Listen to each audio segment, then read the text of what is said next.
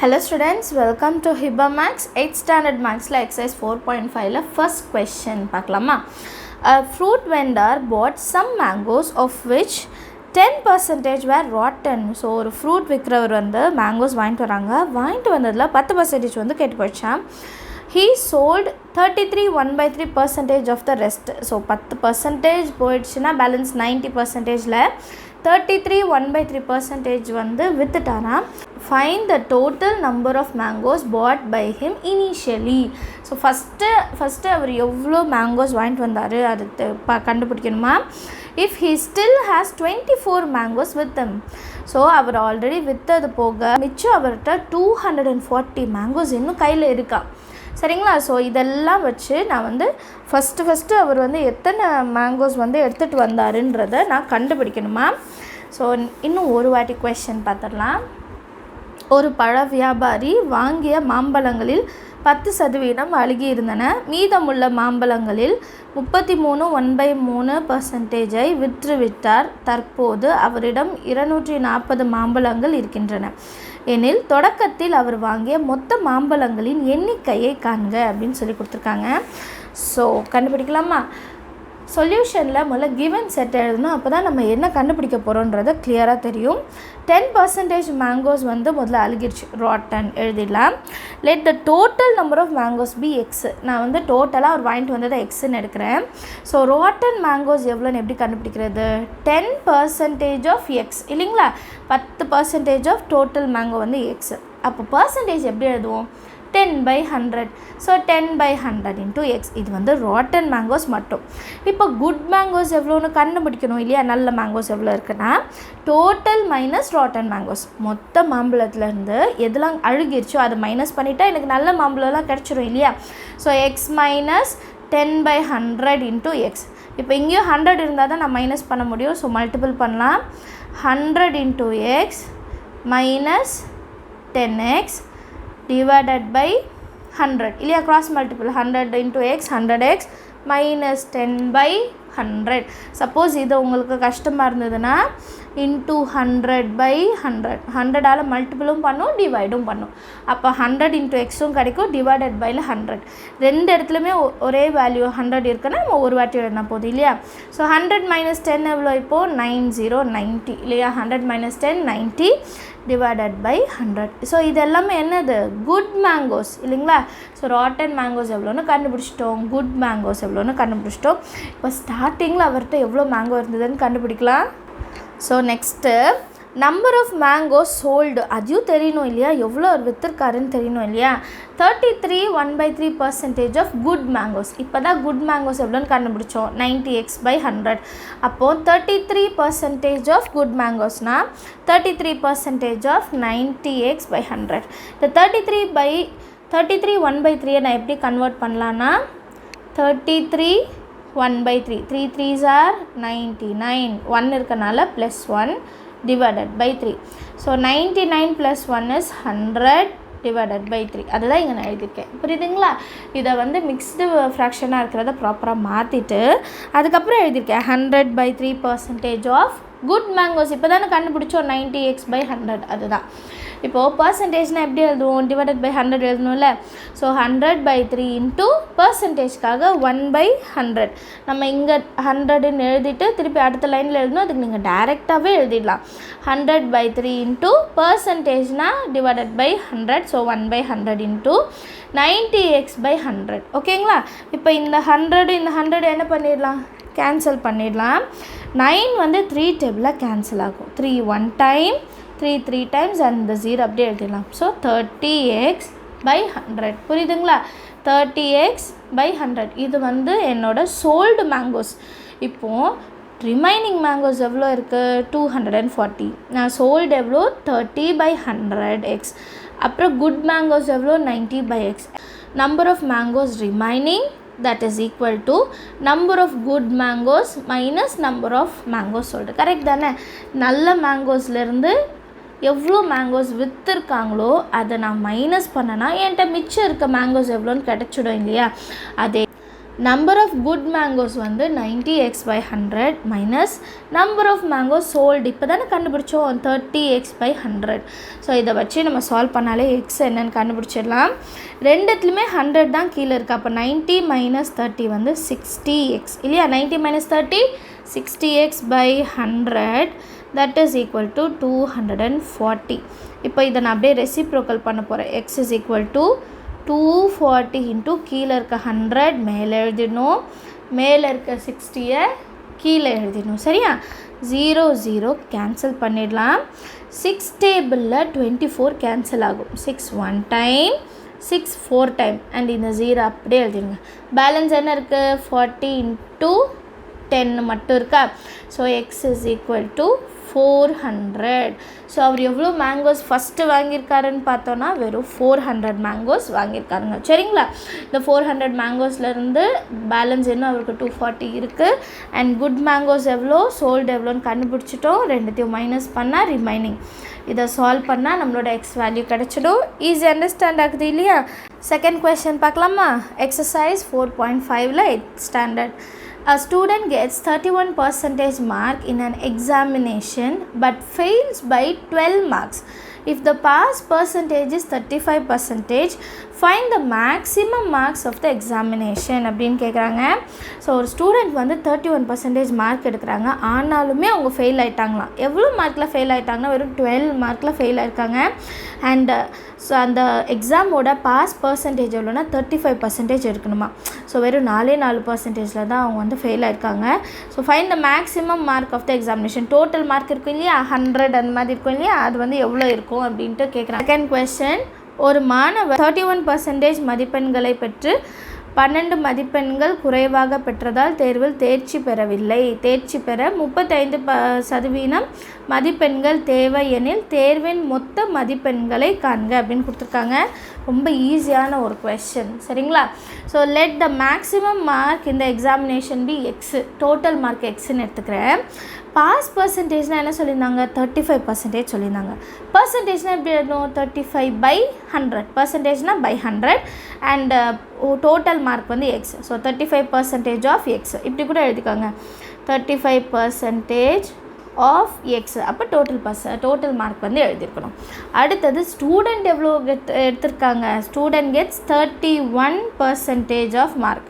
So 31% of x, 31/100 of X.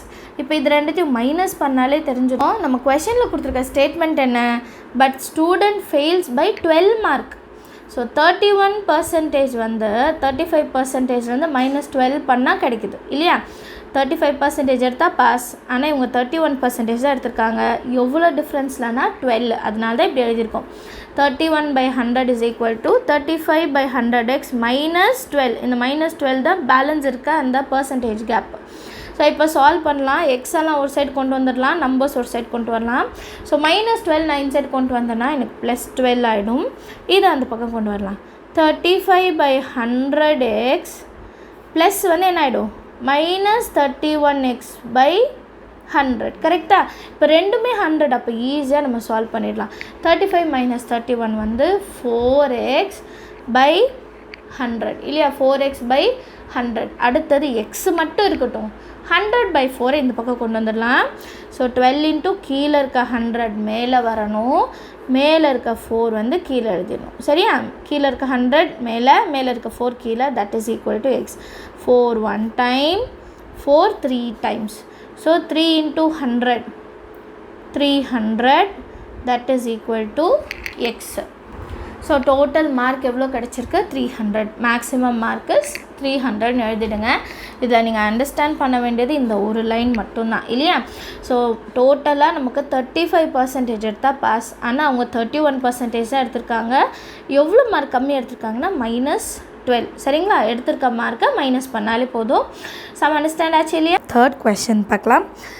Question படிக்கிறேன். Sultana bought the following things from a general store. Calculate the total bill amount paid by her. Sultana வந்து ஒரு general ஸ்டோருக்கு போயிட்டு வந்து ஒரு கடையில், அவ்வளோதான், ஒரு கடையில் போயிட்டு அவங்களுக்கு தேவையான பொருட்கள்லாம் வாங்குறாங்க. அதோட டோட்டல் பில் எவ்வளோ, லாஸ்ட்டாக அவங்க பே பண்ணல, மொத்தமாக சேர்த்து பே பண்ணல, அது எவ்வளோன்னு கேட்குறாங்க. தேர்ட் கொஸ்டின் பார்க்கலாம். சுல்தானா ஒரு பொருள் அங்காடியில் பின்வரும் பொருட்களை வாங்கினார். அவர் செலுத்திய மொத்த ரசீது தொகையை காண்க அப்படின்னு கொடுத்துருக்காங்க. 5 டிவிஷன்ஸ் கொடுத்துருக்காங்க. 5% சரக்கு மற்றும் சேவை வரியுடன் ₹8,000 மதிப்பிலான மருந்துகள், 12% சரக்கு மற்றும் சேவை வரியுடன் 650 மதிப்பிலான அழகு சாதன பொருட்கள். தேர்ட் சப்டிவிஷன் வந்து 0% சரக்கு மற்றும் சேவை வரியுடன் ₹900 மதிப்பிலான தானியங்கள், 18% சரக்கு மற்றும் சேவை வரியுடன் ₹1,750 மதிப்பிலான கருப்பு கண்ணாடி. அடுத்தது 28% சரக்கு மற்றும் சேவை வரியுடன் 28,500 மதிப்பிலான காற்று பதனி ஏசி. ஓகேங்களா? ஸோ இவ்வளோ விஷயத்தை நம்ம ஒன் பை ஒன்னாக சால்வ் பண்ண ஒன் பை ஒன்னாக கொஸ்டின் பார்க்கலாம். ஃபர்ஸ்ட் கொஸ்டின் என்ன கேட்டிருக்காங்க அப்படின்னு பார்த்தீங்கன்னா, மெடிசின்ஸ் காஸ்டிங் 800 வித் ஜிஎஸ்டி கொடுத்துருக்காங்க. ஜிஎஸ்டி வந்து 5%. அப்போ வந்து 800 வந்து மருந்தோட விலை, அதுக்கு 5% எவ்வளோன்னு கண்டுபிடிக்கணும். 800க்கு 5% எவ்வளோ கண்டுபிடிச்சிட்டு ரெண்டுத்தையும் ஆட் பண்ணும். அப்போ தான் டோட்டல் அமௌண்ட் கிடைக்கும். ஸோ நம்மளோட டோட்டல் அமௌண்ட் எப்படி இருக்குன்னா 800 இது மெடிசனோடது ப்ளஸ் 5% ஜிஎஸ்டி. அப்போ 5% ஜிஎஸ்டி ஆஃப் தட் 800 ஞாபகம் வச்சுக்கோங்க. 800க்கு 5% எடுக்கணும். ஸோ 800 ப்ளஸ் 5%னா 5/100 இன்ட்டு 800. ஓகே, ஸோ 800 ப்ளஸ் 20 கேன்சல் பண்ணிடலாம். 5 8s are 40. இப்போ 800 ஒன்று இருக்குது, 40 ஒன்று இருக்குது. 800 கூட 40 ஆட் பண்ணால் 048 840 மட்டும் தான் கிடைக்கும். ஸோ இது மெடிசனுக்கு மட்டும். இதே மாதிரி 5 சப்டிவிஷன் இருக்குது. அடுத்தது பார்த்திங்கன்னா காஸ்மெட்டிக்ஸ் எவ்வளோக்கு வாங்கியிருக்காங்க? 650 வித் ஜிஎஸ்டி வந்து 12%. ஸோ எப்படி எழுதலாம்? ₹650 ப்ளஸ் 12% ஜிஎஸ்டி ஆஃப் 650. ஓகேங்களா? ஸோ 650 ப்ளஸ் 12%னா 100 இன்ட்டு 650. ஸோ ஒரு 0 இங்கே ஒரு 0 கேன்சல் பண்ணிடலாம். இந்த ரெண்டு நம்பரையும் மல்டிபிள் பண்ணும். 65 into 12, 5 2s are 10, 0 balance 1, 6 2s are 12 plus 1 13. அந்த 1 டைம்னா அது அப்படியே எழுதிடலாம். 1 5s are 1 6s are 087. So 780 கீழே 10 இருக்கா? இப்போ இதை ரெண்டுத்தையும் என்ன பண்ணிடலாம்? கேன்சல் பண்ணிடலாம். பேலன்ஸ் நமக்கு வெறும் 650யும் 78 மட்டும்தான் இருக்கும். So 0 + 8 8, 7 + 5 12, 2 balance 1, 6 + 1 7. So answer ₹728. இது காஸ்மெட்டிக்ஸ்க்கு. தேர்ட் கொஸ்டின் பாருங்கள். Cereals costing ₹900 with GST at 0%. GST 0%னால் நம்ம எக்ஸ்ட்ரா எதுவுமே ஆட் பண்ண வேணாம். வெறும் 900 தான். 900 plus no GST. So answer ₹900. அடுத்தது sunglass costing 1750 with 18% of GST. So இதுக்கு மட்டும் 18% ஜிஎஸ்டி கொடுத்துருக்காங்க. ஸோ எப்படி கண்டுபிடிக்கலான்னா 1750 ப்ளஸ் 18% ஆஃப் ஜிஎஸ்டி இல்லைங்களா? அப்போ 18% ஆஃப் எவ்வளோ கண்டுபிடிக்கணும்? 1750. ஸோ அடுத்த லைனில் 1750 ப்ளஸ் 18 டிவைடட் பை 100 இன்ட்டு 1750 0 என்ன பண்ணிடலாம்? கேன்சல் பண்ணிடலாம். இப்போ 175 into 18, 8 5s are 40, 0 balance 4, 8 7s are 56 plus 4 வந்து 60. 0 பேலன்ஸ் 6, 8 1s are 8, 9 10 11 12 13 14. ஸோ அடுத்தது 1 டைம். ஸோ ஃபஸ்ட்டு இங்கே ஒன்ஸில் எப்போவுமே 0 போட்டுட்டு 1 டைம் பண்ணும்போது 5 1s are 1 7s are 1 1s are. சரியா? 0 5 7க்கு அப்புறம் 8 9 10 11, 1 பேலன்ஸ் 1 1 2 3 3150. ஸோ கீழே ஆல்ரெடி 10 இருக்கா? 0 என்ன பண்ணிடலாம்? கேன்சல் பண்ணிடலாம். இப்போ பேலன்ஸ் நமக்கு என்ன இருக்குது? 1750 ப்ளஸ் 315. 0 ப்ளஸ் 5 5, 5 ப்ளஸ் 1 6, 7க்கு அப்புறம் 8 9 10, 0 பேலன்ஸ் 1 2. So answer 2065. சரிங்களா? இது வந்து சன்கிளாஸஸோட வேல்யூ. அடுத்தது ஏர் கண்டிஷ்னர் ஏசி வாங்கியிருக்காங்க. ஸோ ஏசி வந்து எவ்வளோக்கு வாங்கியிருக்காங்கன்னா ₹28,500க்கு ஏசி வாங்கியிருக்காங்க. இப்போ இந்த ஏசியோட ஜிஎஸ்டி எவ்வளோனா 28%. So 28,500 plus 28% of GST. கரெக்டாக? 28,500 ப்ளஸ் 28 டிவைடட் பை 100. பர்சன்டேஜ் இருக்குது இல்லையா? அதனால் டிவைடட் பை 100 into 28,500. 2 0 கேன்சல் பண்ணிடலாம். இப்போ இது ரெண்டத்தையும் மல்டிபிள் பண்ணலாம். 285 into 28 இல்லையா? நான் தனியாக ஒரு ஷீட்டில் செய்கிறேன். 285 into 28. 8 5s are 40, 0 balance 4, 8 8s are 64, 64 plus 4 68, balance 6, 8 2s are 16, so 22. 1s la or 0, 2 5s are 10, 0 balance 1, 8 2s are 16, 17 balance 1, 2 2s are 4, 4 plus 1 5, 0 8 9 7. So answer 7980 கிடைக்குதா? எழுதிருக்கேன் பாருங்கள், 7980. இப்போ இது ரெண்டத்தையும் ஆட் பண்ணணும். சைட்லேயே செய்யலாம். 28500 7980 சரிங்களா? 0 8 9க்கு அப்புறம் 10 11 12 13 14, 4 balance 1, 8 2s are 16, balance 1, 2 plus 1 3. So answer என்ன கிடைக்கும்னா 36,480 rupees. இது வந்து ஏர் கண்டிஷனருக்கு. இப்போ நம்ம தனித்தனியாக 5 விஷயம் கண்டுபிடிச்சோம் பார்த்தீங்களா? அது எல்லாத்தையுமே சேர்த்து இப்போ ஆட் பண்ணோம். இப்போ டோட்டல் காஸ்ட் கண்டுபிடிக்கணும்னா நம்ம மொத்தத்தையும் ஆட் பண்ணோம் இல்லையா? 840 + 728 + 900 + 2065 + 36,048. இதெல்லாம் நான் சைடில் வந்து ஆட் பண்ணியிருக்கேன் பாருங்கள்.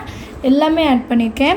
5 + 8 13, 3 balance 1, 8 + 1 9, 15, 15க்கு அப்புறம் 17 21, 1 balance 2, 6 15 22 30, 0 balance 3, 9 10 11, 1 balance 1, 3 plus 1 4. So answer 41,013 இருக்கும்.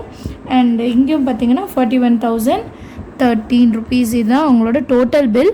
அண்ட் நம்ம புக் பேக்கில் பார்த்தீங்கன்னா 38,000 கொடுத்துருப்பாங்க. பட் நான் நிறைய டீச்சர்ஸ் ஒரு ரெஃபர் பண்ணிவிட்டேன். இதுதான் கரெக்டான ஆன்சராக இருக்குது. 4th சம் பார்க்கலாம்.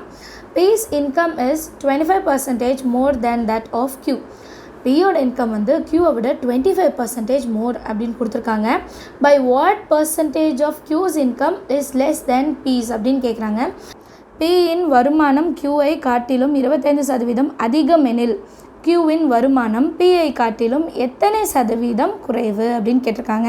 இது என்னென்னா ஒரு டைரெக்டான ஒரு கொஸ்டின். இது வந்து நமக்கு போன வருஷம் புக்கில் வந்து டைரெக்டாகவே கொடுத்துருப்பாங்க. இது வந்து உங்களுக்கு நம்மளோட old syllabus term 1 term 2 term 3 கொடுத்துருப்பாங்க பார்த்தீங்களா?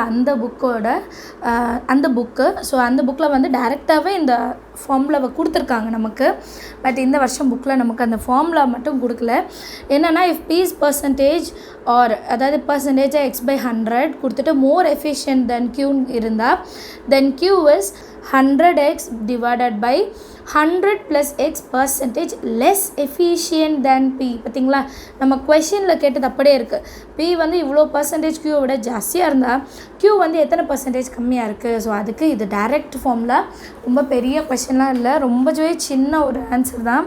ஸோ அந்த ஃபார்முலா படி தான் நான் இப்போ சால்வ் பண்ண போகிறேன். P's income is 25% more than Q அப்படின்னு கொடுத்துருக்காங்க. அப்போ அந்த எக்ஸுக்கு பதிலாக நம்ம என்ன எழுதணும்? 25 எழுதணும். அவ்வளோதான் விஷயம். அண்ட் நம்மளோட ஃபார்முலா என்ன கொடுத்துருந்தாங்க? 100x divided by 100 plus x percentage less than P. இது வந்து Qவோட வேல்யூ இல்லையா? இப்போ 100 எழுதிடலாம். எக்ஸுக்கு பதிலாக என்ன எழுதணும்னு சொன்னேன்? 25. இந்த 25 எழுதிட்டு divided by 100 plus xக்கு பதிலாக 25. 100 into 25 அப்படியே எழுதிடலாம். 125 கீழே எழுதிடுங்க. 125 ஏன்னா 100 plus 25 125. இப்போ இதை நம்ம சால்வ் பண்ணலாம். 5 டேபிளில் 5 5s are இது 125 divided by 5. 5 2s are 10, balance 25 வருதா? 5 5s are 25, 0. அப்போ ஆன்சர் என்ன கிடைக்குது? 25. மறுபடியும் பாருங்கள், 5 1s are 5 times 25 கரெக்டாக? இப்போ 5 டேபிளில் 100 கண்டிப்பாக சால்வ் ஆகும். 5 1 time, 5 2 times 10 and 0. ஸோ எல்லாமே கேன்சல் ஆகிடுச்சு, வெறும் 20 மட்டும்தான் இருக்குது.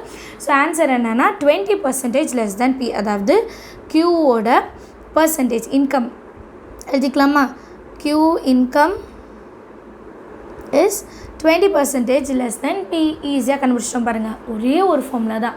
இந்த ஒரு ஃபார்முலா மட்டும் நீங்கள் மனப்பாடம் பண்ணிட்டீங்கனாலே போதும், ஆன்சர் ரொம்பவே ஈஸியாக இருக்கும். இல்லை 5th question சால்வ் பண்ண போகிறோம். Vaidagi sold 2 sarees for rupees 2,200 each. On one she gains 10% and on the other she loses 12%. ஒரு இதில் 10%, ஒரு இதில் 12% வந்து லாஸ் பண்ணுறாங்க. Find her total gain or loss. So டோட்டலாக பார்க்கும்போது கெயினாகவும் இருக்கலாம், லாஸாகவும் இருக்கலாம். அது என்ன நம்மளை கண்டுபிடிக்க சொல்கிறாங்க. இந்த சேல் ஆஃப் த சாரீ விற்ற பிறகு என்ன அப்படின்றத நம்ம கண்டுபிடிக்கணுமா. ஸோ 5th question பாருங்கள். வைதேகி 2 சேலைகளை தலா ரூபாய் 2200க்கு விற்றால் ஒன்றின் மீது 10% லாபத்தையும் மற்றொன்றின் மீது 12% நட்டத்தையும் அடைந்தால் எனில் சேலைகளை விற்றதில் அவளின் மொத்த லாபம் அல்லது நட்ட சதவீதத்தை காணுங்க அப்படின்னு கொடுத்துருக்காங்க. So given selling price of the sari அது வந்து நம்மளுக்கு கொடுத்துருக்காங்க இல்லையா. செல்லிங் ப்ரைஸ் எவ்வளோ 2200 ஒரு சாரீக்கு. அப்போது 2 சாரீஸ்க்கு நான் என்ன பண்ணணும், இன்ட்டு 2 பண்ணணும் இல்லையா. ஸோ கீழே செஞ்சுருக்கேன் பாருங்கள். 2 × 2200 200 200 2 2s are 4 2 2s are 4. So 2 sari விற்றதில் டோட்டலாக 4400 ருபீஸ் அவங்களுக்கு கிடச்சிருக்கு. இப்போ தனித்தனியாக நம்ம லாஸ் கெயின் வச்சு பார்க்கலாம். CP1 அதாவது ஃபஸ்ட்டு சாரீக்கு ஃபார்முலா எவ்வளோ, ஃபஸ்ட்டு சாரீக்கு எவ்வளோ கெயின் எடுத்திருக்காங்க 10%. ஸோ என்ன ஃபார்முலான்னு பார்க்கலாமா. CP1 formula for gain 10%. So SP is equal to CP into 1 plus gain percentage by 100. இங்கே நீங்கள் ப்ராஃபிட் பர்சன்டேஜ்னு போட்டாலும் ஒன்று தான். இப்போ SP இருக்கிற இடத்துல 2200 that is equal to CP into 1 plus gain percentageனால் எவ்வளோ கொடுத்துருக்காங்க 10 by 100. சூப்பர். ஸோ அடுத்த லைனில் 2200 is equal to CP1 100 into 1 100 இல்லைங்களா. 100 into 1 100 plus 10 100 plus 10 110 அதுதான் எழுதியிருக்கேன். 110 by 100 இல்லையா. ஸோ நெக்ஸ்ட்டு ஸ்டெப்பில் என்ன பண்ண போகிறோம், சிபி மட்டும் இங்கிட்டு வச்சுட்டு 110 by 100 இப்படி தலைகீழ் எழுத போகிறோம் சரிங்களா. 2200 into 100 மேலே 110 கீழே that is equal to CP1. இப்போ இதில் 0 என்ன பண்ணிடலாம், கேன்சல் பண்ணிடலாம். இன்னொன்று இருக்குது பாருங்கள் 11 1 டைம் 11 2 டைம், அப்புறம் இந்த 2 0 இருக்குது, இங்கே ஒரு 10. ஸோ பேலன்ஸ் வெறும் 200 இருக்குது, இங்கே 10 200 into 10. ஸோ அந்த 200 எழுதிட்டு இந்த 0 வந்து லாஸ்ட்டாக ஆட் பண்ணிக்கலாம். ஸோ ஃபஸ்ட்டு சாரியோட சிபி காஸ்ட் ப்ரைஸ் எவ்வளோ வாங்கியிருக்காங்கன்னா 2000 ருபீஸ். அடுத்த சாரிக்கும் இதே மாதிரி கண்டுபிடிக்கலாம். ஸோ அடுத்த சாரிக்கு CP2 இல்லைங்களா. அண்ட் இதில் லாஸ் வந்து 12% ஆயிருக்கு. ஸோ அதுக்கான formula SP is equal to CP2 ஏன்னா செகண்ட் சாரி இல்லையா. 1 minus loss percentage by 100.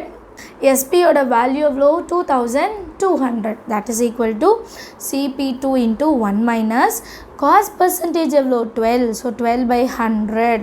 அடுத்த லைனில் 2200 is equal to CP2 100 ones are 100 இல்லைங்களா. 100 ones are 100 minus 12 இருக்கா. 100 minus 12 இது 10 இது 9 10 minus 2 8 9 minus 1 is also 8 88 கிடைக்குது. So 88 by 100. அடுத்ததில் 2200 இருக்கட்டும் இன்ட்டு இந்த 88 by 100 தலைகீழ் எழுதிக்கலாம். 100 by 88 that is equal to CP2. So இது சால்வ் பண்ணுறது ரொம்பவே ஈஸி பாருங்கள். 11 2s are 11 8s are இல்லைங்களா. 11 2s are 11 8s are. மறுபடி ஈஸி பாருங்கள். 2 1 டைம் 2 4 டைம்ஸ் கரெக்டாக. மறுபடியும் பாருங்கள் 4 டேபிளில் 100 கேன்சல் ஆகும். 4 1 டைம் 4 25 டைம்ஸ். ஸோ ஆல்ரெடி இங்கே ஒரு 100 இருக்குது, இங்கே ஒரு 25 இருக்குது. அப்போது 25 into 100 25 எழுதிட்டு அந்த 2 0 அப்படியே எழுதிடலாம். That is equal to CP2. இப்போ டோட்டல் காஸ்ட் ப்ரைஸ் எப்படி கண்டுபிடிக்கிறது, ரெண்டுத்துமே ப்ளஸ் பண்ணும். அதாவது CP1 ப்ளஸ் CP2. CP1 எவ்வளோ கிடச்சிது 2000. CP2 இப்போ எவ்வளோ கிடச்சிருக்கு 2500. இப்போ ரெண்டுத்தையும் ப்ளஸ் பண்ணலாமா. ரொம்ப சிம்பிளான ஒரு அடிஷன் தான் பாருங்கள். 0 0 0 + 5 5 2 + 2 4 4500 ருபீஸ். ஸோ நம்ம CP எவ்வளோ 4500. ஆனால் நம்ம SP செல்லிங் ப்ரைஸ் எவ்வளோ வெறும் 4400 தான். கண்டிப்பாக இதை விட இது கம்மி. So loss. எப்போவுமே காஸ்ட் ப்ரைஸை விட செல்லிங் ப்ரைஸ் கம்மியாக இருந்தால் அது லாஸ்ன்னு தானே சொல்லுவோம். இப்போ எவ்வளோ லாஸ் ஆகிருக்கு அதுவும் கண்டுபிடிக்கணும் இல்லையா. So loss is equal to 4500 minus 4400. So ரெண்டுத்தையும் மைனஸ் பண்ணால் நமக்கு 100 கிடைக்குது. இப்போது லாஸ் எவ்வளோன்னு கண்டுபிடிச்சிட்டோம், லாஸ் பர்சன்டேஜ் கண்டுபிடிக்கணும் இல்லையா. So loss percentage is equal to loss by CP into 100. லாஸ் எவ்வளோ 100 டிவைடட் பை CP எவ்வளோ 4500 into 100 வந்து பர்சன்டேஜ்க்கு 0 0 கேன்சல் பண்ணிடலாம். பேலன்ஸ் நமக்கு 100 by 45 இருக்குங்களா. ஸோ இதை வந்து நான் என்ன பண்ண போகிறேன்னா 5 டேபிளில் கேன்சல் பண்ண போகிறேன். 5 20 டைம்ஸ் and 5 9 times இல்லைங்களா 20 இது வந்து 9 இப்போ இதை ரெண்டத்தையும் டிவைட் பண்ணாலே எனக்கு ஆன்சர் கிடச்சிடும் ஸோ இப்போ நான் என்ன பண்ணணும்னா 20 divided by 9 9 2s are 18 reminder 2 இதோட நிறுத்திடலாம் ஸோ டிவைடண்ட் எப்போவுமே கீழே வந்துடணும் ரிமைண்டர் மேலே கோஷன்ட் வந்து சைடில் ஸோ 2/9% எழுதிடலாமா ஸோ எழுதியிருக்கேன் பாருங்கள் லாஸ் பர்சன்டேஜ் வந்து 2/9% ரொம்ப ஈஸியான ஸோ இதில் நம்ம ரெண்டு விஷயம் கண்டுபிடிக்கணும் CP1 பின்னாடி CP1 அண்ட் CP2 ரெண்டு விஷயத்தையும் கண்டுபிடிச்சிட்டு டோட்டல் சிபி கண்டுபிடிங்க ஸோ நம்ம லாஸ் ஆஃப் ப்ராஃபிட்டாக கண்டுபிடிச்சிருவோம் அதுக்கப்புறம் லாஸோட பர்சன்டேஜ் எவ்வளோன்னு கண்டுபிடிச்சி ஆன்சர் எழுதிட்டாலே போதும் நெக்ஸ்ட் கொஸ்டின் சால்வ் பண்ணலாம் if 32 men working 12 hours a day can do a work in 15 days 32 men 12 hours 15 days முதல்ல அது எழுதிடலாம் days hours men 15 days 12 hours 32 men அடுத்தது then how many men working 10 hours a day can do double that work in 24 days அவங்க என்ன கேட்குறாங்க பாருங்கள் எத்தனை men's தேவைப்படுறாங்க 10 மணி நேரம் வேலை பார்க்கணுமா 2 மடங்காக வேலை பார்க்கணுமா அண்ட் 24 days வந்து கொடுத்துருக்காங்க ஸோ டேஸ் வந்து 24 ஹவர்ஸ் வந்து 10 அண்ட் மென் வந்து நம்ம தான் கண்டுபிடிக்கணும் எக்ஸ் சரிங்களா 6th question 32 ஆண்கள் நாளொன்றுக்கு 12 மணி நேரம் வேலை செய்து ஒரு வேலையை 15 நாட்களில் முடிப்பர் எனில் அந்த வேலையின் 2 மடங்கை எத்தனை ஆண்கள் நாளொன்றுக்கு 10 மணி நேரம் வேலை செய்து 24 நாட்களில் முடிப்பர் இப்போ இதை வச்சுட்டு நம்ம சால்வ் பண்ணோம் மென் எவ்வளோ அப்படின்ட்டு கண்டுபிடிக்க போகிறோம் ஸோ முதல்ல கம்பேர் பண்ணிடலாம் டேஸ் வந்து ஜாஸ்தியாகுது டேஸ் ஜாஸ்தியானால் மென் வந்து என்ன ஆகிடும் கம்மியாகிடும் இல்லையா ஸோ டேஸ் ஜாஸ்தியானா மென் வந்து கம்மியாகிடுவாங்க இன்டைரக்ட் ஆர் இன்வர்ஸ் ப்ரொப்போர்ஷன் நீங்கள் எப்படி வேணால் சொல்லலாம் ஸோ இது முதல்ல என்ன எழுதணும்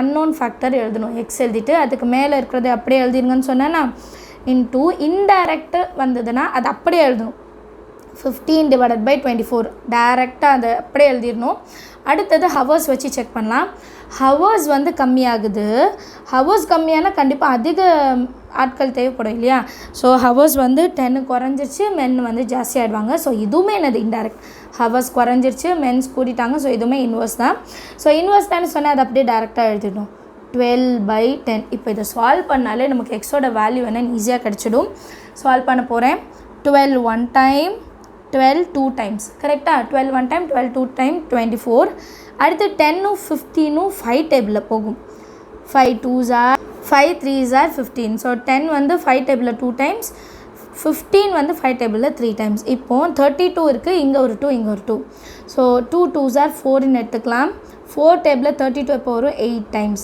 டைரெக்டாக கட் பண்ணிவிடுங்க சரிங்களா 2 2s are 4 ஸோ 4 வந்து 32 எப்போ வரும்னா 8 டேபிளில் so x is equal to 8 into 3 மட்டும்தான் இருக்குது இல்லைங்களா 8 3s are 24 மென்ஸ் வந்து தேவைப்படுவாங்க புரியுதுங்களா இப்போ வந்து நம்ம 24 மென்ஸ்ன்னு கண்டுபிடிச்சிட்டோம் இப்போ கொஷனில் ஒரு விஷயம் சொல்லியிருந்தாங்க பாருங்கள் can do double the work நான் 2 வாட்டி சொல்லியிருப்பேன் டபுள் த ஒர்க் அப்போ வந்து நம்ம கிடைச்சிருக்க வேல்யூவை இன்டூ 2 பண்ணணும் சரிங்களா டபுள் த ஒர்க்னால் நம்ம மென் என்ன பண்ணணும் டபுளாக மாற்றிடணும் ஸோ நம்மளோட ஆன்சர் என்ன கிடைக்கும் அப்படின்னா 24 into 2 24 into 2 48 ஸோ 48 மென்ஸ் வந்து நமக்கு தேவைப்படுறாங்க சரிங்களா ப்ளஸ் 7th question பார்க்கலாம் Amudha can weave a sari in 18 days Amudha வந்து ஒரு சாரியை 18 daysல வந்து வீவ் பண்ணிடுவாங்களாம் Anjali is twice as good as weaver Anjali வந்து அமுதா விட டபுளாக வேலை பார்ப்பாங்களாம் as weaver as Amudha if both of them weave together 2 பேர் இப்போ சேர்ந்து வேலை பார்க்க போகிறாங்க அப்போ ரொம்ப சீக்கிரமாக முடிச்சுடுவாங்க இல்லையா then in how many days can they complete weaving the sari 2 பேரும் சேர்ந்து எவ்வளோ சீக்கிரமாக முடிச்சிடுவாங்க அப்படின்னு கேட்குறாங்க 7th question அமுதா ஒரு சேலையை 18 நாட்களில் நெய்வர் அஞ்சலி அனிதாவை விட நெய்வதில் 2 மடங்கு திறமைசாலி இருவரும் இணைந்து நெய்தால் அந்த சேலையை எத்தனை நாட்களில் நெய்து முடிப்பார் so Amudha can weave a sari in 18 days Anjali is twice as good as Amudha இதுதான் ரொம்ப முக்கியம் அஞ்சலி வந்து ட்வைஸ் ஆஸ் குட்னா இப்போ அஞ்சலி வந்து ஒரு சாரியை 18 டிவைடட் பை 2 இல்லைங்களா. இப்போ அமுதா வந்து 2 டேஸில் ஒரு வேலை முடிக்கிறாங்கன்னா அமுதா அதில் ஒரு நாள்லேயே முடிச்சுடுவாங்க. அதனால தான் அந்த ட்வைஸ்ன்னு சொல்கிறாங்க. இதை டிவைடட் பை 2, அமுதாவை டிவைடட் பை 2 பண்ணால் நமக்கு வந்து ஆன்சர் கிடச்சிடும். ஸோ அமுதா 18 டேஸ் எடுக்கிறாங்க. 18 டிவைடட் பை 2 9. ஸோ அமுதா வந்து 18 டேஸ், அஞ்சலி வந்து 9 டேஸ்லேயே முடிச்சிடுறாங்க. ரொம்ப ஸ்பீட் தான் இல்லையா. So hence time taken by them together. இது ஆல்ரெடி இந்த ஃபார்மில் டேரெக்டாகவே நம்ம புக்கில் இருக்கும். ரெண்டு பேரும் சேர்ந்து வேலை பார்க்குறாங்கன்னா அவங்களுக்கு எப்படி days கண்டுபிடிக்கிறதுன்றது a into b divided by a plus b இந்த ஃபார்முலாலே நம்ம டேரெக்டாக சால்வ் பண்ணால் போதும். ஸோ ஏவோட வேல்யூ 18, பியோட value 9.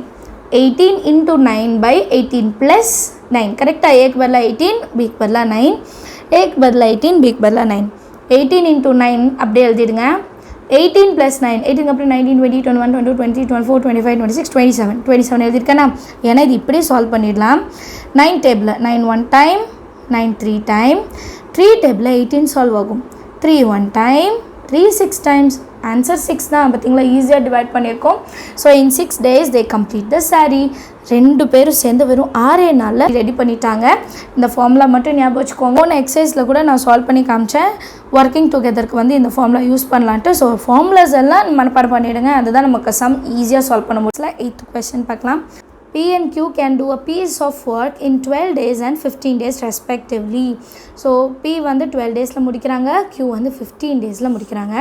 P started the work alone and then after 3 days Q joined. So first வந்து P தான் ஸ்டார்ட் பண்ணுறாங்க. 3 நாளே வேலையை முடிச்சிடுறாங்க. 3 நாள் வரைக்கும் வேலை செஞ்சிட்ருக்காங்க. அதுக்கப்புறம் Q அவங்க கூட ஜாயின் பண்ணுறாங்க. with him till the work was completed. how long did the work last? So work முடிகிற வரைக்கும் ரெண்டு பேரும் சேர்ந்து தான் வேலை பார்க்குறாங்களா, எவ்வளோ நாள் இந்த ஒர்க்கு செஞ்சுருக்காங்க அப்படின்னு பார்க்கணும். So P can do a piece of work in 12 days இல்லைங்களா. ஸோ அது எப்படி எழுதலாம், 1/12. and Q can do a piece of work in 15 days. அது எப்படி எழுதலாம், 1/15 இல்லைங்களா. ஸோ இப்போ Pயோட வேல்யூ 1/12, Qயோட வேல்யூ 1/15. இப்போ நான் டோட்டல் ஒர்க்கை எப்படி எடுத்துக்கிறேன்னா 1ன்னு எடுத்துக்கிறேன். அப்போது ஆல்ரெடி P வந்து 3 நாள் வேலை பார்த்துருக்காங்க இல்லையா, அது முதல்ல முடிச்சிடலாம். 3 into 1/12, 3/12 கேன்சல் பண்ணாதீங்க, லாஸ்ட்டில் அது செய்யலாம். இப்போ P வந்து ஆல்ரெடி 3/12 ஒர்க்கை முடிச்சிட்டாங்க. இப்போ பேலன்ஸ் இருக்க ஒர்க்கை தானே ரெண்டு பேரும் சேர்ந்து செய்கிறாங்க. அப்போ ரிமைனிங் ஒர்க் எப்படி கண்டுபிடிக்கணும், டோட்டல் ஒர்க்லேருந்து P எவ்வளோ செஞ்சுருக்காங்களோ அதை மட்டும் மைனஸ் பண்ணும். ஸோ 1 - 3/12, 12 1s are 12, 12 - 3 வந்து 9, 9/12. இது வந்து ரிமைனிங் ஒர்க். இப்போ P and Q's 1 days work எப்படி கண்டுபிடிக்கிறது, Pயோட ஒர்க் ப்ளஸ் Qவோட ஒர்க். அப்போ 1/12 ப்ளஸ் 1/15 இது ரெண்டுத்தையும் ஆட் பண்ண போகிறோம். ஸோ டினாமினேட்டர் ஈக்குவலாக இல்லை, க்ராஸ் மல்டிபிள் பண்ணலாம். 15 1 time 15 ப்ளஸ் 12 1 time 12, 12 into 15 செஞ்சு பார்த்துடலாம். 12 5s are 60, ஒரு 0 ஆட் பண்ணிடணும். 2 1 1 0, 6 + 2 8, 1 அப்படியே எழுதலாம், 180. ஸோ இப்போ 15 + 12 டிவைடட் பை 180. 15 + 12 எவ்வளோ, 27. எப்படி தெரியுமா, 15 12, 5 + 2 7, 1 + 1 2, 27 டிவைடட் பை 180. இப்போ இதை வந்து நான் 3 டேபிளில் டிவைட் பண்ண போகிறேன். 3 9s are 27 and 3 6 are 18. அந்த 0 அப்படியே எழுதிடலாம். கரெக்ட் தானே, 3 6 are 18, அந்த 0 அப்படியே எழுதிடலாம். ஸோ ஃபைனலாக நமக்கு ரெண்டு பேரும் சேர்ந்து செய்கிற ஒர்க் வந்து 9/60 கிடைக்குது. இப்போது number of days required to finish the remaining work, balance இருக்க ஒர்க்கை மட்டும் எவ்வளோ நாள் ஆச்சுன்னு கண்டுபிடிச்சாலே போதும் இல்லையா. ஸோ அதுக்கான ஃபார்முலா என்னென்னா, remaining work divided by P + Q's 1 day work. Remaining work எவ்வளோன்னு கண்டுபிடிச்சிருக்கோம், 9/12, அது முன்னாடியே கண்டுபிடிச்சிட்டோம். And P + Q's 1 days work எவ்வளோ கண்டுபிடிச்சோம், 9/60 இல்லையா. So 9/12 divided by 9/60. அடுத்த லைனில் அப்படியே இதை ரெசிப்ரோக்கல் பண்ணி எழுதலாமா. 9/12 into 60 டிவைடட் பை 9, 9 9 என்ன பண்ணிடலாம், கேன்சல் பண்ணிடலாம். 12 டேபிளில் 60 வரும். 12 1 time, 12 5 times. ஸோ ஆன்சர் வந்து 5. ஸோ ரிமைனிங் ஒர்க்கை வெறும் 5 நாளில் முடிச்சிருக்காங்க. இப்போ நம்ம எப்படி கண்டுபிடிக்கணும்னா, ரிமைனிங் ஒர்க் பண்ண முன்னாடி கொஞ்சம் வேலை பார்த்துருக்காங்க இல்லையா, அதையும் இப்போ ரிமைனிங் ஒர்க்கையும் சேர்த்து டோட்டலாக எவ்வளோ ஆச்சுன்னு பார்க்கலாம். Total work last for already P வந்து 3 நாள் முடித்தாங்க. அதுக்கப்புறம் P and Q சேர்த்து 5 days. So 3 + 5 8 days. ஸோ டோட்டலாக 8 days எடுத்திருக்காங்க அந்த கம்ப்ளீட்டாக அந்த ஒர்க்கை முடிக்கிறதுக்கு. 9th question இப்போ பார்த்துட்டு இருக்கோம். If the numerator of a fraction is increased by 50% and the denominator is decreased by 20%, then it becomes 3/5. Find the original fraction அப்படின்னு கொடுத்துருக்காங்க. ஸோ ஒரு ஃப்ராக்ஷன்னா நமக்கு தெரியும் நியூமரேட்டரும் இருக்கும் டினாமினேட்டரும் இருக்கும் இல்லையா. மேலே இருந்தால் நியூமரேட்டர், கீழே இருக்கிறது டினாமினேட்டர். ஸோ நியூமரேட்டர் வந்து 50% இன்க்ரீஸ் ஆகுதான், அதே மாதிரி டினாமினேட்டர் வந்து 20% கம்மி ஆகுதான். ஸோ இது ரெண்டும் நம்ம சேஞ்ச் பண்ண பிறகு நம்மளோட ஆன்சர் வந்து 3/5 அப்படின்னு கிடைக்குதான்.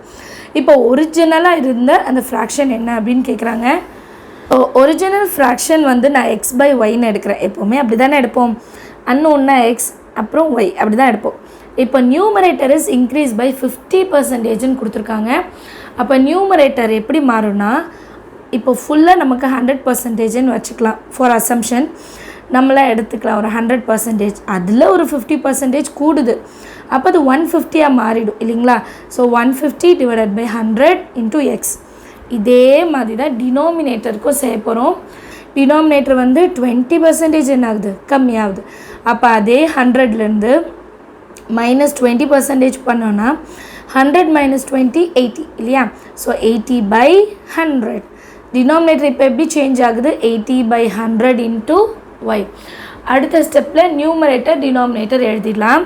நியூமரேட்டர் வந்து 150/100 into x divided by denominator வந்து 80/100 into y. that is equal to 3/5. கரெக்டா. இப்போ இதை நான் நார்மலாக எப்படி எழுதுவோம், ரெசிப்ரோக்கல் பண்ணி எழுதிடுவோம்லாமா. ரெசிப்ரோக்கல் பண்ணி எழுதலாம். 150/100 இன்ட்டு எக்ஸ் இன்ட்டு இங்கே கீழே இருக்கிறத அப்படியே தலைகீழ எழுதணும். ரெசிப்ரோக்கல் கீழே இருக்கிற 100 மேலே இருக்க 80 வந்து கீழே, அண்ட் ஒய் இருக்குது, ஒய் கீழே தான் வரணும் ஞாபகம் வச்சுக்கோங்க. that is equal to 3/5. 100 cancel பண்ணிடலாம், 0 கேன்சல் பண்ணிடலாம். பேலன்ஸ் நமக்கு வேணும் 15/8. பார்த்தீங்களா, இங்கே 15 இருக்குது, இங்கே 8 இருக்குது, அண்ட் எக்ஸு ஒய் இது மட்டும்தான் இருக்கும். that is equal to 3/5. இப்போ xy மட்டும் வச்சுட்டு 15/8 நான் ரெசிப்ரோக்கல் பண்ணால் 8/15 மாறிடும். ஸோ அடுத்த லைனில் x/y is equal to 3/5 already இருக்குது. இந்த சைடு 15/8 இருந்ததை நான் 8/15 அப்படின்னு மாற்றிடலாம். இப்போ 3 டேபிளில் 15 5 டைம்ஸ் கேன்சல் ஆகும் இல்லைங்களா. ஸோ 8 மேலே 5 5s are 25. So 8/y is equal to 8/25. ரொம்ப ஈஸியாக ஃப்ராக்ஷனை சால்வ் பண்ணிடுச்சு. நம்பர் 10 சால்வ் பண்ணலாமா. Gopi sold a laptop at 12% gain. ஸோ கோபி வந்து ஒரு லேப்டாப்பை 12% லாபத்துக்கு விற்றுருக்காங்களாம். ஒருவேளை அவங்க 1200 rupees ஜாஸ்தியாக வச்சு விற்றுருந்தாங்கன்னா the gain would have been 20%. 12% இருந்து 20% வரைக்கும் ஜாஸ்தியாக கிடச்சிருக்குமா. Find the cost price of the laptop. Cost price என்னன்னு நான் கண்டுபிடிக்கணும். கொஸ்டின் எப்படி சால்வ் பண்ண போகிறோன்னா, ரெண்டுத்துலையுமே எஸ்பி கொடுக்கல. ஃபஸ்ட்டு எஸ்பி வச்சு நம்ம விற்றோன்னா நமக்கு 12% தான் கிடைக்கும். அடுத்த செல்லிங் ப்ரைஸ் வந்து 1200 ஜாஸ்தி தான் பண்ணியிருக்காங்க, அண்ட் அதுக்கு 20% கிடைக்கிது. இதை வச்சு நம்ம காஸ்ட் ப்ரைஸ் கண்டுபிடிக்கணுமா. 10th கொஸ்டின் பாருங்கள். கோபி ஒரு மடிக்கணினியை 12% லாபத்திற்கு விற்றார். மேலும் அதை ரூபாய் 1200க்கு கூடுதலாக விற்றிருந்தால் லாபம் 20% இருந்திருக்கும். மடிக்கணினியின் அடக்க விலையை காண்க. ஆன்சரில் நான் எழுதியிருக்கேன் பாருங்கள். Let the cost price of the laptop be x. Cost price என்னென்னு எடுத்துக்கிறேன், எக்ஸுன்னு எடுத்துக்கிறேன். ஃபஸ்ட்டு கெயின் எவ்வளோ இருந்தது, 12%. ஸோ அதுக்கானதை நான் SP 1ன்னு எடுத்துக்கிறேன், ஏன்னா நமக்கு 2 SP இருக்குது இல்லையா. ஸோ இந்த ஃபார்மில் தான் நம்ம யூஸ் பண்ண போகிறோம். SP is equal to CP into 1 plus gain percentage by 100. So கெயின்னால ப்ளஸ், புரியுதுங்களா. SP1 இப்போ ஃபஸ்ட்டு செல்லிங் ப்ரைஸ்க்கு இதுக்கு எவ்வளோ கிடச்சிது, 12% கிடச்சிதா.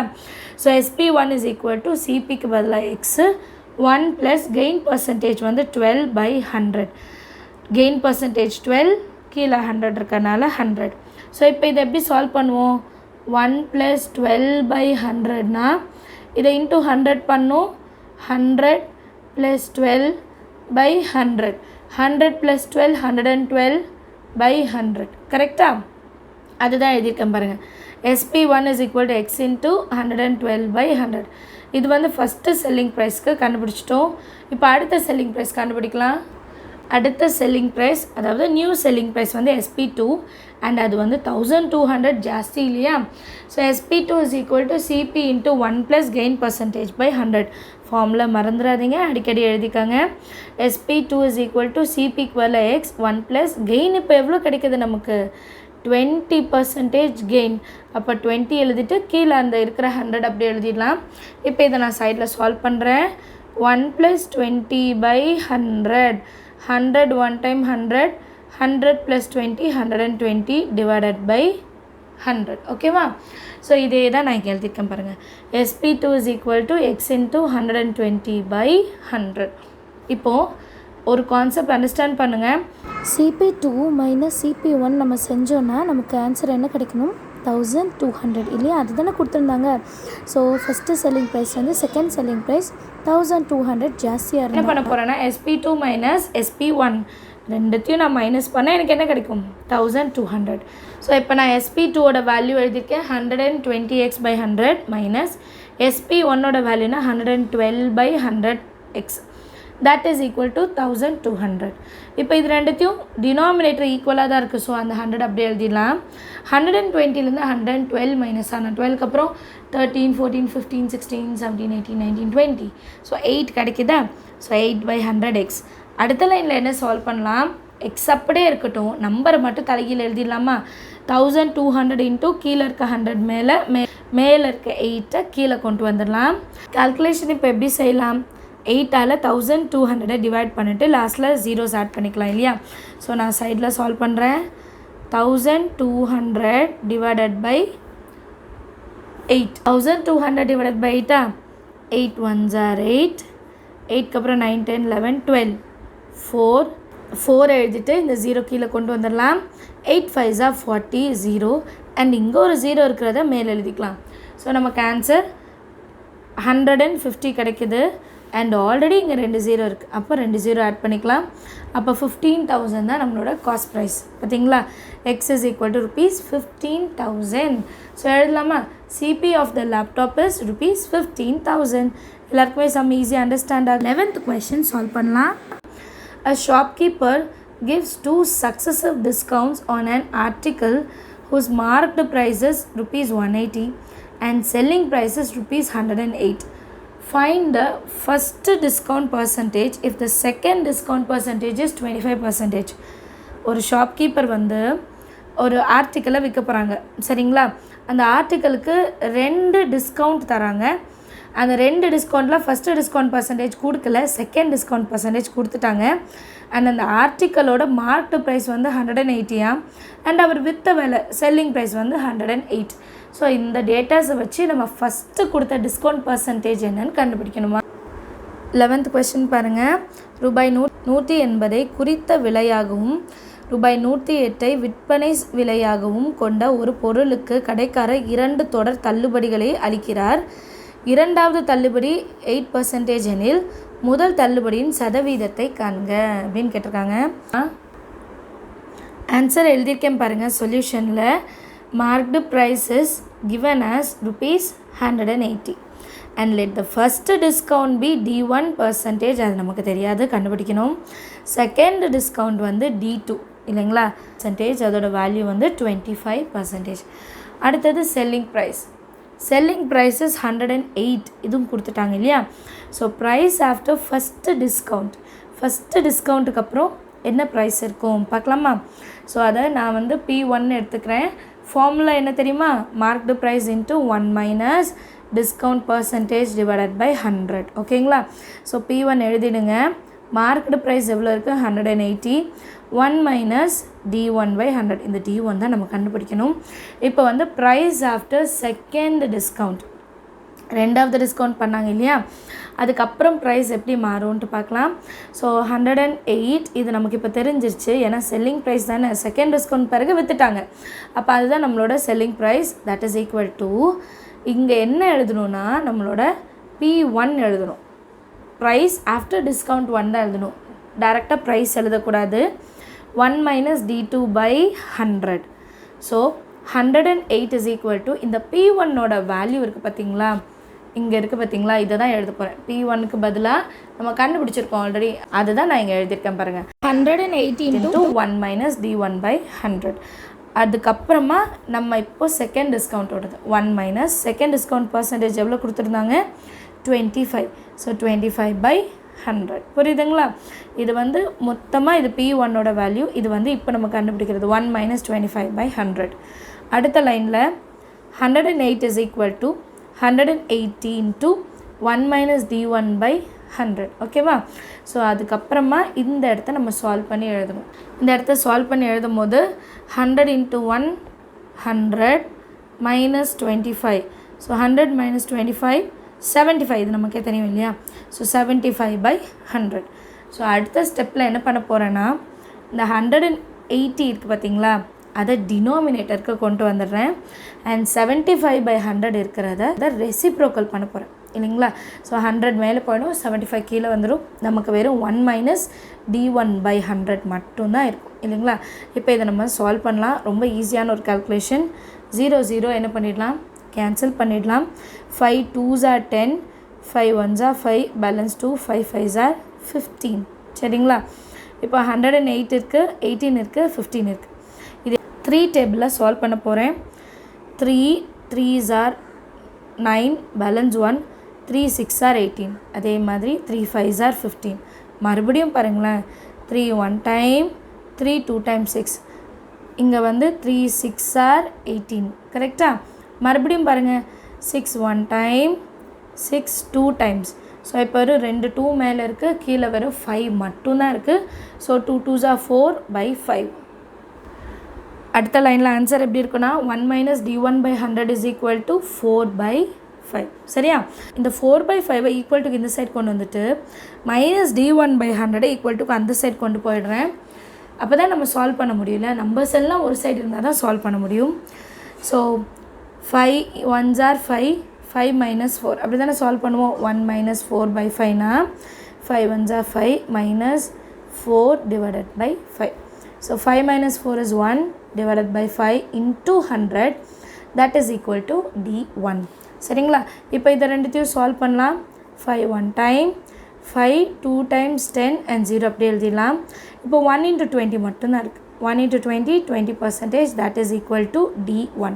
So the first discount is 20%. ஈஸியாக கண்டுபிடிச்சிருக்கோம் பார்த்தீங்களா. 12th question படிக்கிறேன்.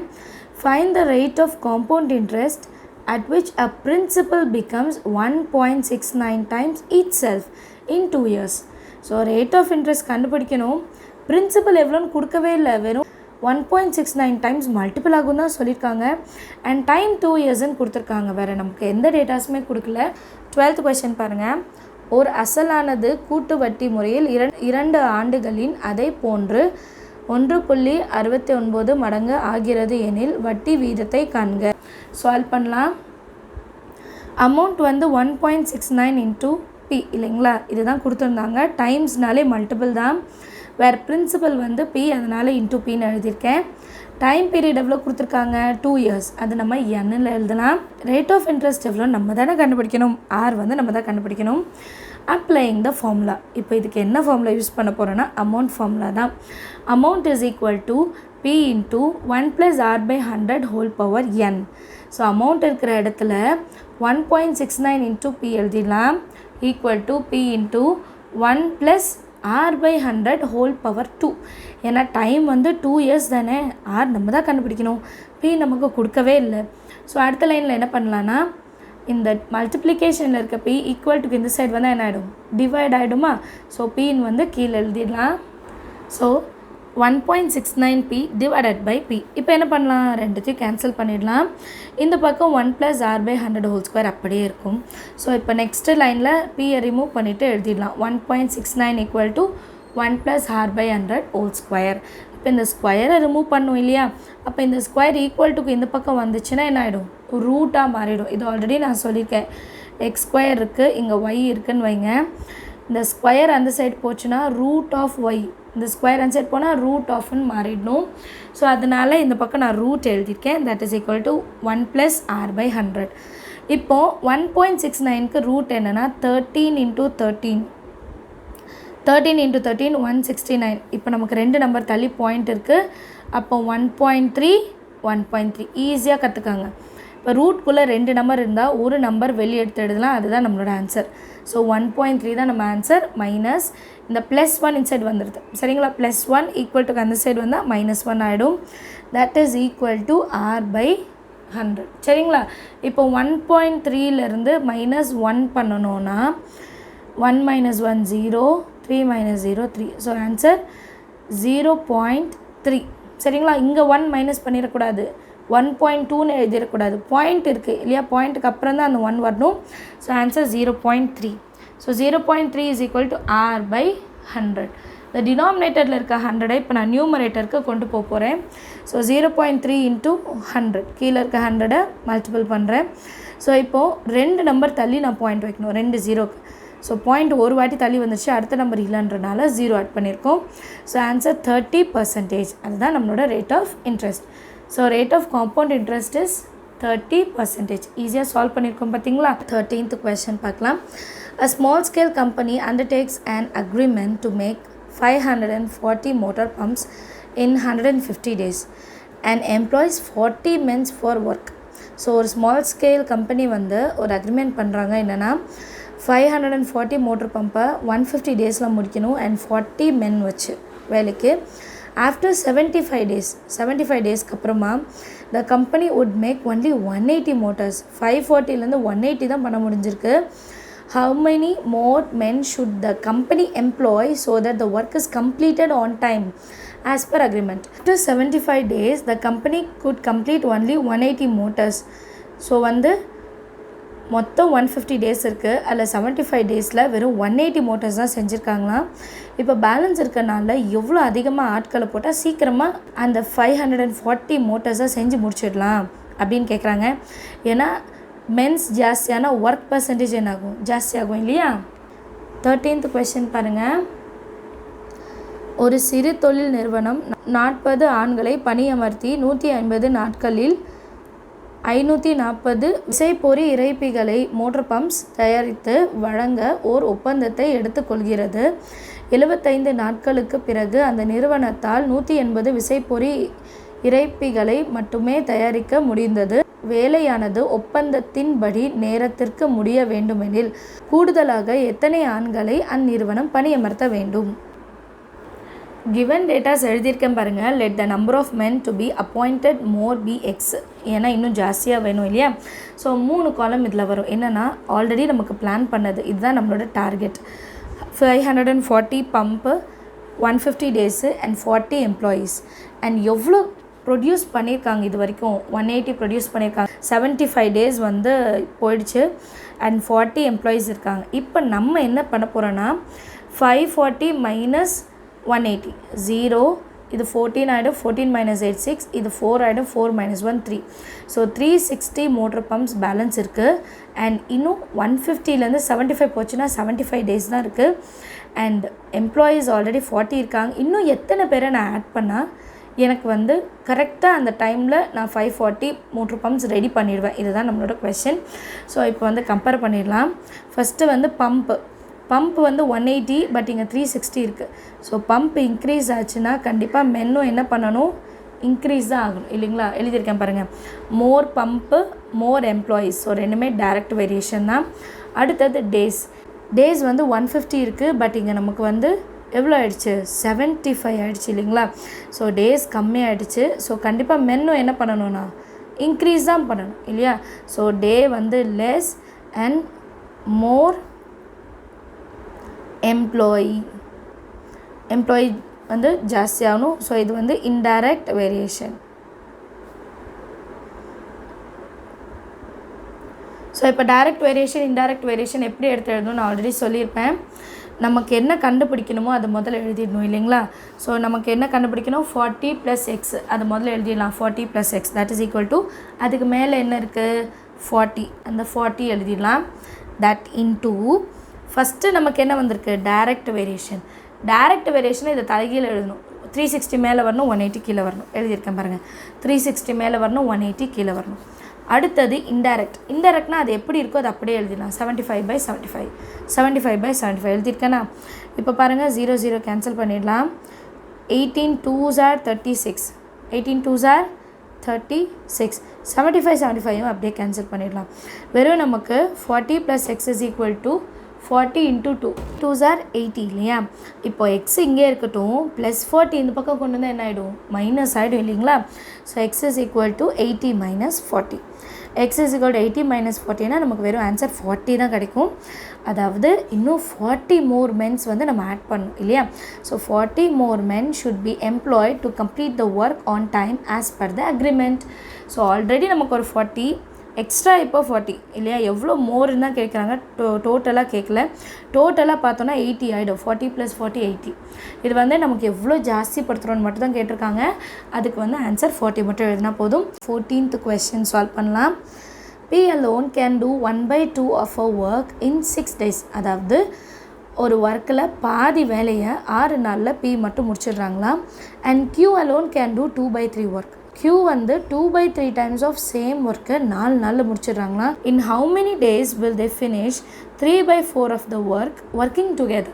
ரெண்டு பேருமே சேர்ந்து 3/4 ஒர்க் இன்னும் பேலன்ஸ் இருக்க போல் அதை எவ்வளோ நாளில் செஞ்சு முடிப்பாங்க, அதுதான் நம்மளோட கொஸ்டின்.